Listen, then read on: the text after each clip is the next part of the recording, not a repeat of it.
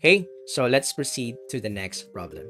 So our example number 2, we have 25x squared plus 10x plus 1 equals 0.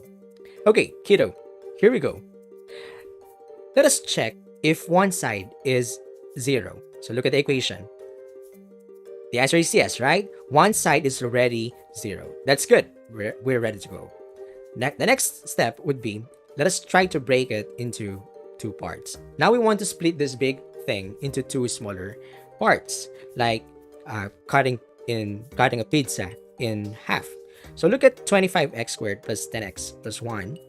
And this one is special. It's a perfect square. So it turns out, it turns into 5x plus 1 times 5x plus 1.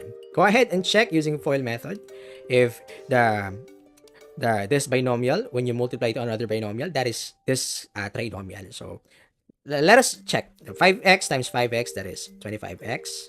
Okay, so the outer side, 5x times 1, that is 5x.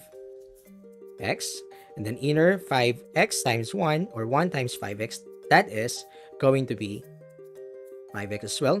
And 1 times 1, that is 1. So the answer is correct. So this is the factor of this basic trinomial. So this is a perfect square trinomial. So we use the ZPP.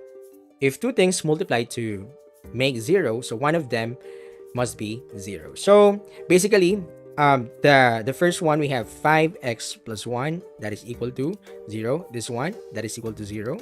And the other one, we have 5x plus 1 equals 0. So I think they are the same, right? So let's get x by itself. So we have to subtract 1 both sides. Okay, so this one is cancelled. So the remaining would be 5x equals negative 1. And isolating x from the left side, we must divide both sides by 5. So the answer would be x equals negative 1 over 5.